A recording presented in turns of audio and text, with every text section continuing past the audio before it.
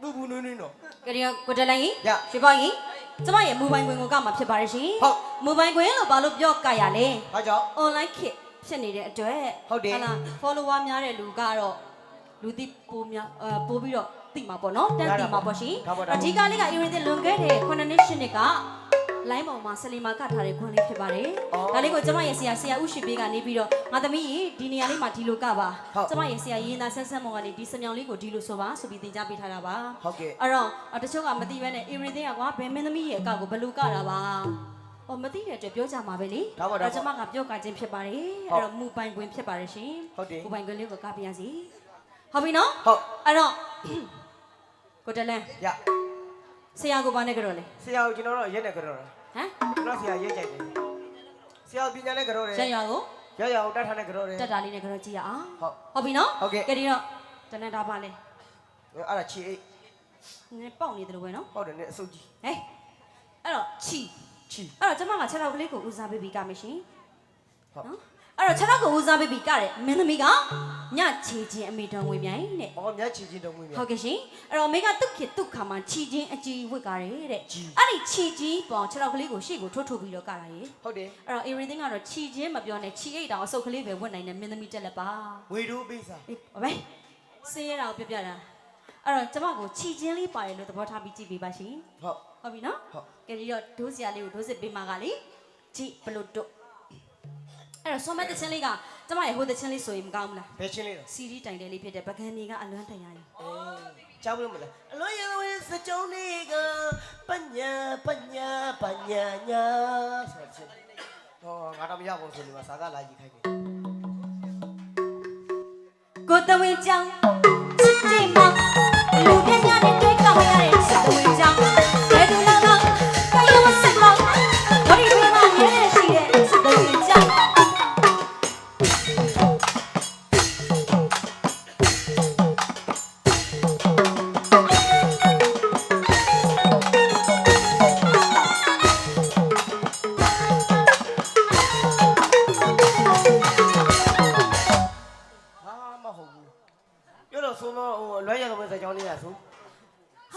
ဆိုးသွားတာတခြားကသွားတာတခြားအလွန်ရသဝင်းဇလန်နေမှာဟုတ်လားဘာမှမဆိုးဟောစားတော့မေ့ပါလားငါကိုတရှင်းကိုငါလို့ရင်နေရငါလို့ရင်ယူတော့မှာတောင်းပါဘောဒီတော့မှသိတယ်ငါလည်းမရှိလို့ကိုမလုပ်အလားလောင်ပြောချင်ရှိသေးတယ်ငါမေ့သွားတာအဲ့လိုတက်ကလည်းနည်းနည်းကြည့်ပြီဆိုတော့အုံတော့ကလည်းမေ့တယ်တက်ကဘလောက်ဟမ်တက်ကဘလောက်16နဲ့ဟမ်မတက်ဘလောက်16နဲ့အသက်မမေးနဲ့ငါလူသက်မေးဘာလို့တော့အသက်ဘလောက်တော့ပြောချင်ဘူးကျစမ်းပါအပြောဟာတလဲငါအသက်23ဟမ်ငါအသက်23မင်းအသက်23ပြီးတော့ငါဘာလို့မင်းအသက်23ပြီးတော့ငါဘာလို့မင်းကငါ happy birthday လူကြီးဆိုတော့ပြအောင်မလားငါ16နှစ်ကလေးကမှတ်မထားတော့ပြည်ကလေးကဟာရောင်းရလောက်ပါအသက်ပြောရမပြောချင်ငါအသက်ပြောတော့ကြတော့ကဲမင်းမင်းအသက်ပြောတာငါ happy birthday to you ဆိုတော့လုပ်ပြအောင်မလားဟောမင်းငါဘာကပတ်သက်ရှိလို့ရှင်တော့မလို့ရှင်နေပေါ့ငါအသက်ကိုသိကြမလားလို့ပြောသိကြပါအောင်ရောင်ရချင်းတော့ခပါပါဖေးတဲ့ကိုတတ်ဖို့တွေ့မြင်ဘူးရိုင်းမြင်လေကောင်ကကြီးနဲ့ shot ဆိုရက်ပြီးပြည့်တယ်ပေါ့သားလိမ္မာလေးများမောင်လေးမိဘလည်းမိဘမိုင်းမကောင်းဘူးမိဘမောင်လေးဒါပါလေဘာလို့တော့မိဘကြီးမိဘတွေမစော်ကားနဲ့နော်စော်ကားတာမြင်းမျိုးမတူတယ်ပြောတာမိဘမစော်ကားနဲ့မိဘကောင်းတယ်ဘာမှမဟုတ်ပါတယ်ကျွန်တော်အဖေကတော့သူများမိဘနဲ့မတူဘာလို့တော့ကျွန်တော်အဖေကကျွန်တော်မတရားနေနာခံဘာနေနာကျွန်တော်တော့ကြိုးစားတာဒူးကြီးကိုမက်ဆီတော့အပွင့်ကလေးကောင်းကောင်းပြောအလုပ်ကြိုးစားတယ်ဘီလက်မြေအိတ်တွေဒူးနဲ့တိတ်ပြီးထပ်တယ်ငါ့ကိုရှားကြည့်တာပဲစင်းကုန်တော်ထဲမှာလည်းတူမဟုတ်ပါဘူးဘီလက်မြေအိတ်တွေဒူးနဲ့တိတ်ပြီးငါ့ကိုထပ်ရှားကြည့်တာငါအသက်23ဒါပါလေအဲ့ဒါဟိုလက်စွပ်ဟလားမကြီးပြအောက်ကအေးဟုတ်တယ်လေဒီလာကနီးမကြီးသီးနဲ့တိုက်လာတာအခါတလေလူနဲ့မတည့်အစင်းကြီးအတုလေအခါမကြီးပြတော်တယ်မှာဒါပါလေအဲ့ဒါလက်ဟုတ်တယ်နော်အဲ့ကျမကလက်ကလေးကိုဦးစားပေးပြီးကာမရှင်ဟုတ်ပြီနော်လက်ကျိုးခြင်းလက်ကျိုးခြင်းလာတက်နေပြီမလေးလားလက်ကျိုးတလန့်လည်းအမေခေါင်းလေးဦးစားပေးပြီးကမဟော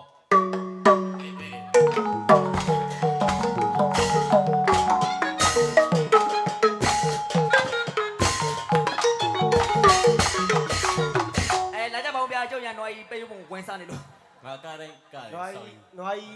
ပေးဖို့ဝင်စားရမဟုတ်စာရေးတာ ဟုတ်မယ်ခါစင်လူကြီးတီးတီးတင်ထမ်း စိတ်ပစ္စည်း အဲ့လက်ကြီးမမှန်လို့လမ်းဆိုးလို့ တော်သမားအဲ့တော့ကျမကလက်ကလေးကိုဦးစားပေးပြီးကမယ်ရှင်လက်ကိုဦးစားပေးပြီးကတယ်မင်းသမီးက မေရွှေလိုက်ပြမိုင်းကြီး အေးဟုတ်တာပေါ့ရှင်ဆိုတော့ခဏဆောင်နော်ဟုတ်ကဲ့ ကိုမနေ့ကညက်ကဆိုးပေးမယ်နော်ညီလေးတို့ အဲ့တော့လက်ကိုဦးစားပေးပြီးကတာက ရွှေလေးပြမိုင်း ပြမယ်လေမိမအေးကြီးတဲ့အမေကအလှပအရန်ကြိုက်တယ်လို့ ဟုတ် သိရတယ်နော် ဟုတ်တယ် အဲ့တော့အမေကသူ့အိမ်ရှိမှာပန်းမင်နေစိုက်ထားတယ်တဲ့ ညာကြီးပဲ အဲ့မှာလက်ပြလေးတွေပြောင်းလို့လေးကတောင်မန်လေးတွေခတ်ပြီးပန်းဝီနာစုပ်တာ ဟုတ် အမေကကြည့်တယ်ဟာလက်ပြလေးတွေတောင်မန်ခတ်တာအင်မတန်မှလှတာပဲ ဟုတ် ငါကကွက်ထွင်လိုက်ရင်ဘယ်လောက်လှလိုက်မလဲတဲ့ ဟုတ် ထွင်ခဲ့တယ် ဟုတ် လက်ပြတောင်မန်ခတ်အဲ့တော့ဒိုးစလေးကတူပြောပြောချီချီချီဖေးပြောပြောချီချီချီ တို့စီကြားလားတူပြောတော့ဂျေဂျေဂျေဘေးပြောတော့ဘေးနေနေဘေးတည်တည်သွားလုပ်ပြီး အဲ့တော့ဆိုမတဲ့ချင်းလေးကလေ ဟုတ် ဟိုတဲ့ချင်းဆိုရင်မကောင်းဘူးလား ဘယ်ရှင်းလေးတော့ အပြူကြီးပဲလောက်တော့မယ် အပြူကြီးတကယ်လုံးမလားဟဲ့အဘဒဘရတူကဲအပြူကြီးပဲလုပ်တော့မယ် ကိုတဝင်းကြောင့်ချစ်တဲ့မောင်လူပြညာနဲ့တွေ့ကမရတဲ့ချစ်တဝင်းကြောင့်ဘယ်သူမှမသိရမစကောင်းဝလိမေကနေတဲ့ချစ်တဝင်းကြောင့်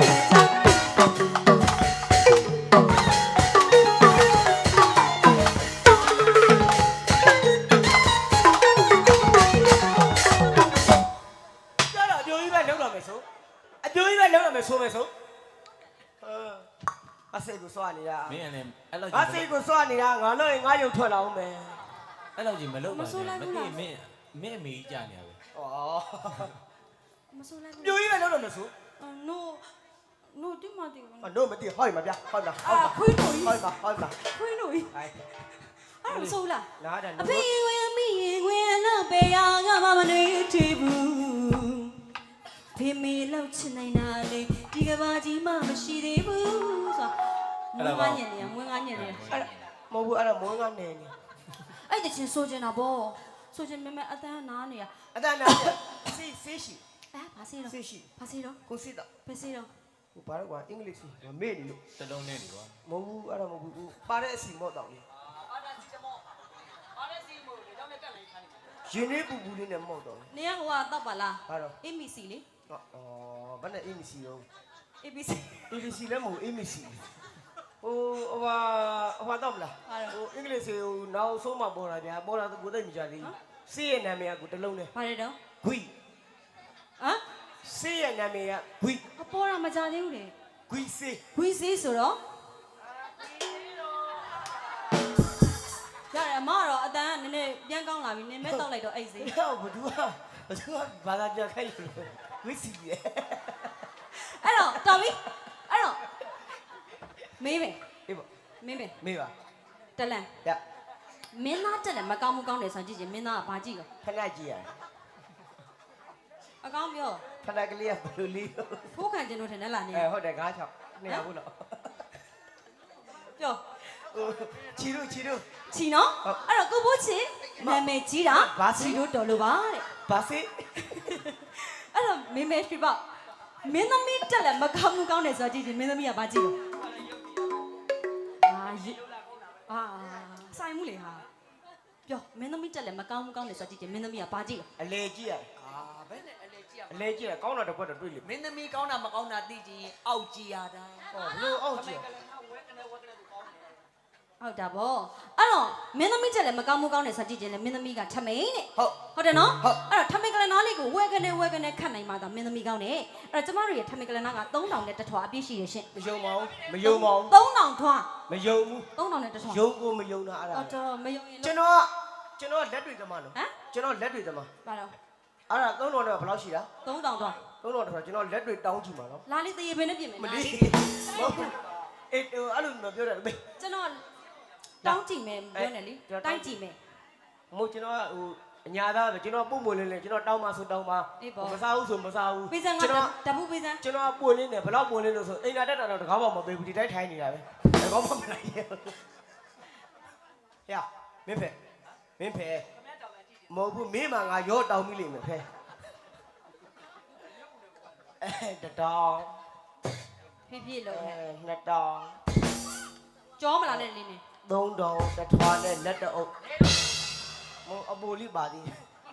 ကဲဒီတော့3000တော့အပြည့်ရှိတယ်နော်အဲ့တော့ထမင်္ဂလနာခံမှာနာမည်ကြီးခဲ့တာကအမေမထွေးလေးလို့သိရပါတယ် ဟုတ်ပြီ အဲ့တော့အမေမထွေးလေးကသူ့ထမင်္ဂလနာခတ်တဲ့ခါမှာဘယ်တော့မှမကြမ်းတမ်းပါဘူးတဲ့ ဟုတ် ကတဲ့ခါမှာခြေစလုံးသားမပေါ်ဘူးတဲ့ ဟုတ်ဗျာ ဘာလို့လဲအရင်ခေတ်ကမင်းသမီးတွေကဟီရီဥတ္တပအဆက်ကြောက်တွေအရင်ကြီးပါတယ်တဲ့ ဟုတ်တယ် အခုခေတ်မင်းသမီးတွေဟီရီဥတ္တပအဆက်ကြောက်တွေကမရှိလို့တော့မဟုတ်ပါဘူးရှင် ဟုတ် ပရိသတ်ပေါ်မူတီပီခေတ်ပေါ်မူတီပီမင်းသမီးကပတ်လက်လန်ဂျွန်းထိုးနေမှာခုံးပေါင်နေမှာတော်တယ်မခိုးဘူးကောင်းတယ်ဒါလာတာ ဟုတ်တယ် အမေတို့ခင်မှာတော့အဲ့လိုမျိုးတွေမရှိပါဘူးတဲ့ ရှိခဲ့ဘူး ကတာတောင်မှခြေစလုံးသားမပေါ်ပါဘူးတဲ့ရှင် ဟုတ်ပါ အတက်နိုင်ဆုံးကျမခြေစလုံးသားမပေါ်အောင်ကကြည့်ရအောင် ဟုတ် ဟုတ်ပြီနော် ဟုတ် ဒိုးစစ်လေးကမောင်လေး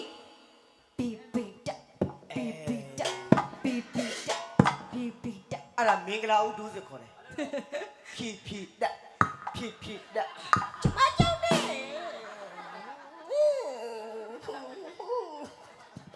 အမြင်ကက်လာရင်ကတော့အဲ့တချင်းလေးကတာရီလူရဲ့ဂျူရီလေးဆိုမယ်ဟာဘာလို့ပြင်းနေလဲနော် ကြိုက်ကျွန်တော်အဲ့ကိုတုံးဝင်းကြောင်လေးပဲကြိုက် ညံညံညံ ရရပဲကြိုက် တိတ်တိတ်ညံမမုန်းလိုက်ရင်မုန်းလိုက်ပါဝရီဘူတာရှောင်းရှောင်းအောင်စိတ်သွားရင်တစ်ခါစစ်စင်ရခလို့လို့နေမောင်ဘူတာ ဖြီဖြီစလုံးနဲ့မိုးရှင်လေး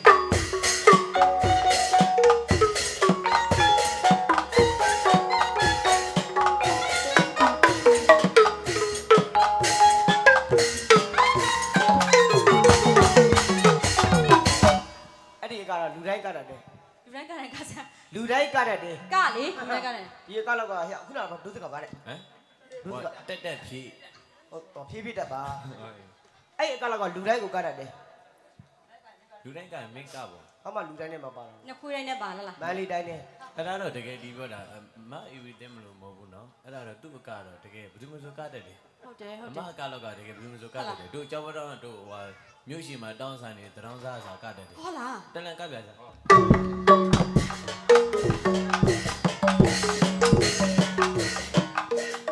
ရောင်းသားထမင်းဝါမှာနေအိမ်ရှိစောက်ဆောင်ကြီးကိုလားထိုင်တယ် လောက်လေးကနဲ့ထူမှာမင်း ကဲတော်တော်ပြောကြတော့တစ်မျိုးပြောင်းမယ် ဟုတ် တချင်းဆိုလိုက်လား အရှင်းမစိုး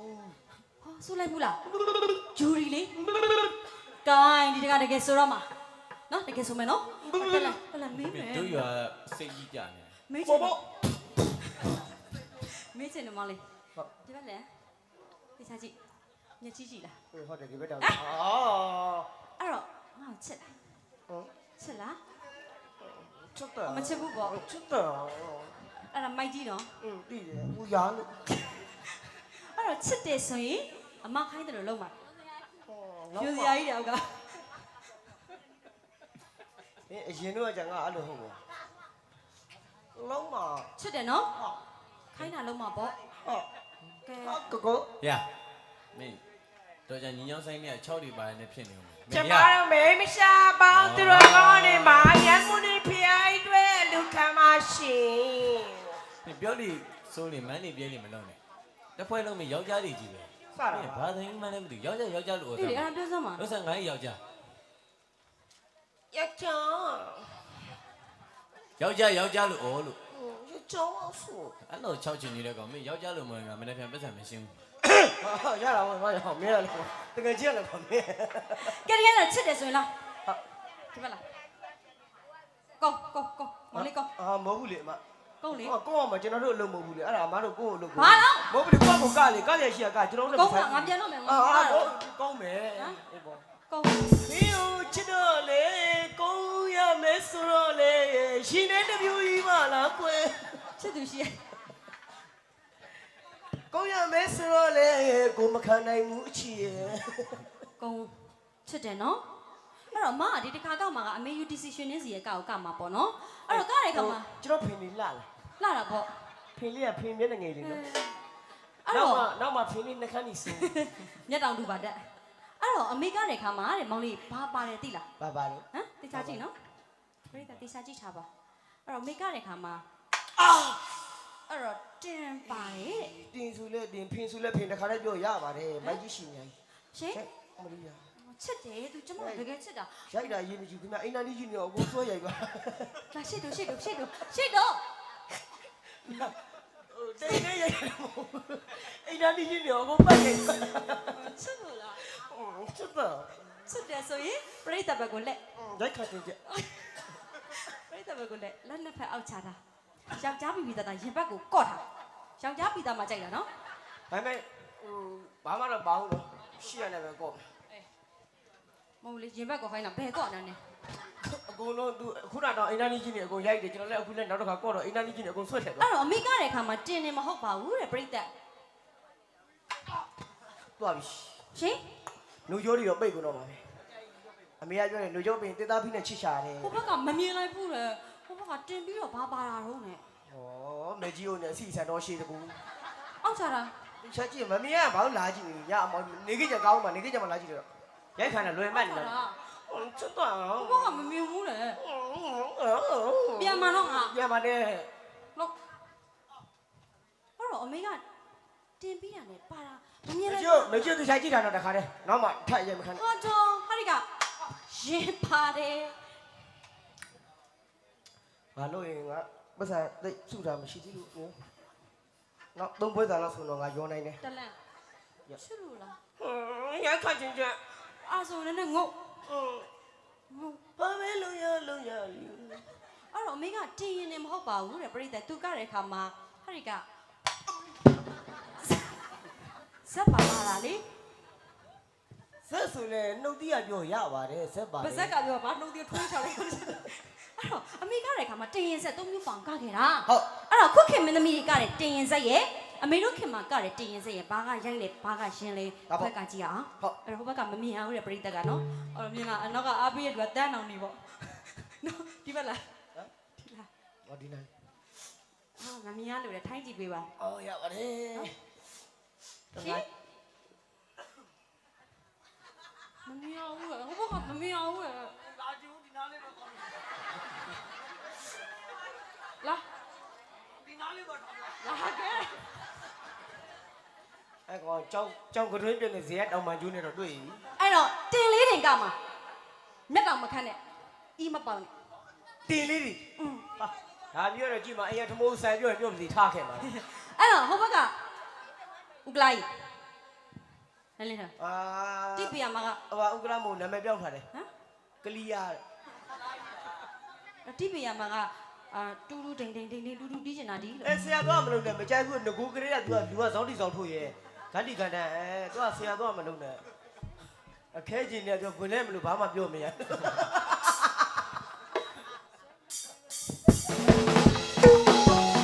င်ကာပူသူရဲ့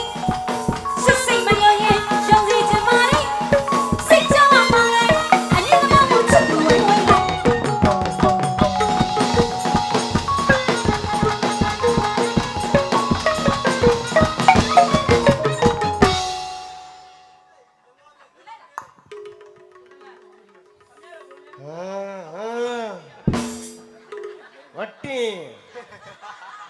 ငတင်မင်းနဲ့မဆိုင်ဘူးငတင် ဘာဖြစ်လာလဲ ကိုနေရာကိုနေဟက်ကောင်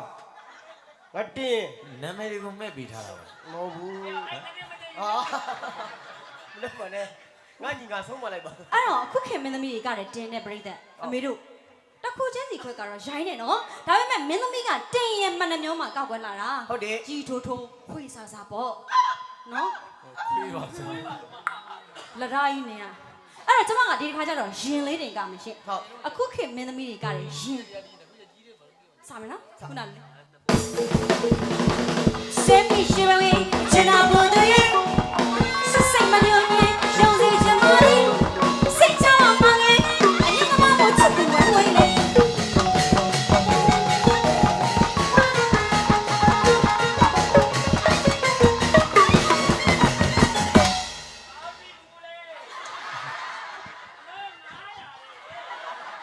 အခုကျွန်တော်1000ပေးပါမယ်1000ပေးမယ်1000ပေးမယ်အခု1000ပေးမယ်ကျွန်တော်ဘန်းနဲ့ပါကလောက်ယူမှာလား အဲ့တော့တင်ရင်ပြိတ္တခွက်ကတော့တကယ်ရိုင်းနေနော် ဟုတ် ဒီကကျလာပြီးဇက် အာ ကျမဇက်ကလေးတင်ကားမယ်ရှင် ဟုတ်ဆက် ဒုစရလေးမေးပြပါဦး ဆက် တို့ဆရာလေးမေးလိုက်စမ်းပါ တို့က အိုးစီတီးတယ်လားလို့ အာ အိုးစီ တို့ဆရာဦးစီတီးတယ်လားလေ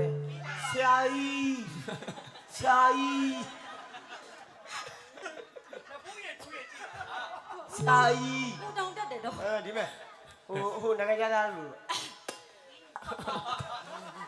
ဟိုနိုင်ငံသားတွေ နာမည်ပါ ကဲဒီတော့ နာမည်ပါ ဆရာကြီး တော်သမားအဲ့အိုးစီလေးတီးပေးပါရှင်နော်ကျော်တကားကတရွာလုံးတလဲလုံးစီးပွားရေးလည်းအောင်မြင်ကြပါစေ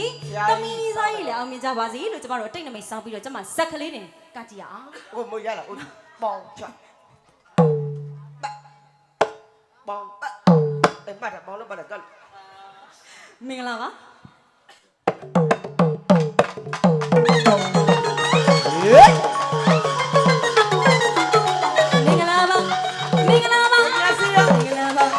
မင်္ဂလာပါဟဲ့မင်္ဂလာပါလို့နှုတ်ဆက်ပါလေ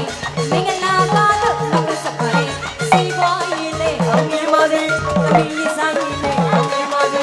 စီပွားရေးလေးအောင်မြင်ပါစေသမီးစားရေးလေးအောင်မြင်ပါစေမင်္ဂလာပါမင်္ဂလာပါမင်္ဂလာပါမင်္ဂလာပါဇက်လေးတွေကကြည့်အောင်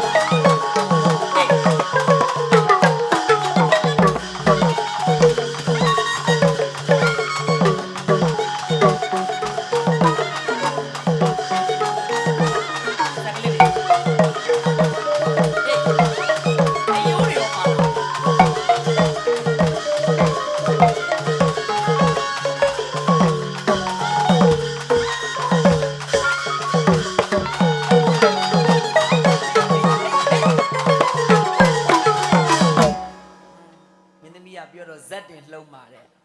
တို့မြင်တာတော့ဇက်တင်ဟုတ်ပါဘူးပြောတော့ဇက်တင်ဆို အေးလေ တို့မြင်တာတော့ဇက်တင်လှုပ်တာဟုတ်ပါဘူး မင်းကဘာရောမြင်လို့ ဟိုဘရက်ကလေးကလည်းလှုပ်လှုပ် မရက်ကလို့ငါဟိုသားချင်တာဟိုသားခွေးသွား ဟိုပြောကောင်းလားမသိဘူးပြောကောင်းလားမသိဘူးပြောကောင်းလားမသိဘူးတို့လူမဒီကဟိုရိုက်တာတော့မဟုတ်ဘူးနော် မဟုတ်ဘူးတို့ရွာပြောပြီးသားအတိတ်နမိတ်မရှိတယ်မပြောအောင် အဲ့ဒါကိုမျိုးလူမတော့မအောင်မလို့သိလားဒီတော့ရေးလေးတခုတော့တိုက်ချင်လို့ ရေးတောင်းတာတော့ပြောကောင်းပါလေ သူတို့ကြိုင်မှန်းမသိမကြိုင်မှန်းမသိ ရေးတောင်းတာပဲပြောကောင်းမှမသိပြောကောင်းမှမသိလို့ ကဲဒီကကျတော့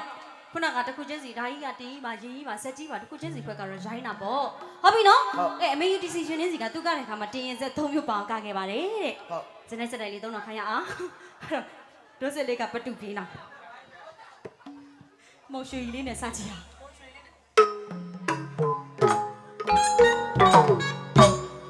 မော်ရွှေခိုင်မလာနေစင်ရတဲ့ချီခေခေပြောမလို့နေစေတဲ့ကိုလာလာချီ ချိုးပြီးရ မော်ရွှေခိုင်မလာနေမိုင်းလာ city ခေခေပြောမလို့နေစေတဲ့ကိုလာလာချီဒီပါဘီ ဝင်းငါချီ ဘဝဝင်ဝင်စီဒီပါဘီဒီကချီဘဝဝင်ဝင်စီတော်ရတော့စကိုင်းမရှိလို့ရှိနေတိကျမချင်ချီရှိနေ